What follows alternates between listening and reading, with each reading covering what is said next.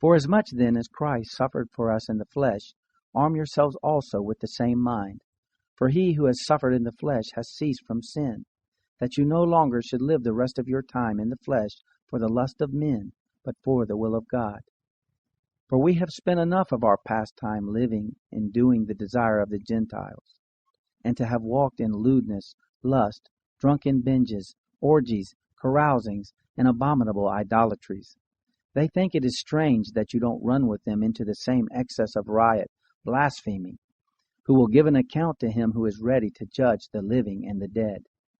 For to this end was the gospel preached even to the dead, that they might be judged indeed as men in the flesh, but live as to God in the Spirit. But the end of all things is near. Therefore be of sound mind, self-controlled, and sober in prayer. And above all things be earnest in your love among yourselves, for love covers a multitude of sins. Be hospitable one to another without grumbling. According as each has received a gift, be ministering it among yourselves as good stewards of the grace of God in its various forms. If any man speaks, let it be as it were oracles of God.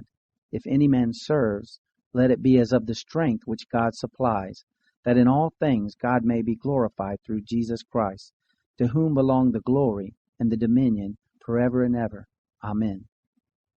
Beloved, don't be astonished at the fiery trial which has come upon you to test you, as though a strange thing happened to you. But because you are partakers of Christ's suffering, rejoice, that at the revelation of his glory also you may rejoice with exceeding joy. If you are insulted for the name of Christ, blessed are you, because the Spirit of glory and of God rests on you. On their part he is blasphemed, but on your part he is glorified. For let none of you suffer as a murderer, or a thief, or an evildoer, or as a meddler in other men's matters. But if one of you suffers for being a Christian, let him not be ashamed, but let him glorify God in this matter. For the time has come for judgment to begin at the house of God. If it begins first with us, what will happen to those who don't obey the gospel of God?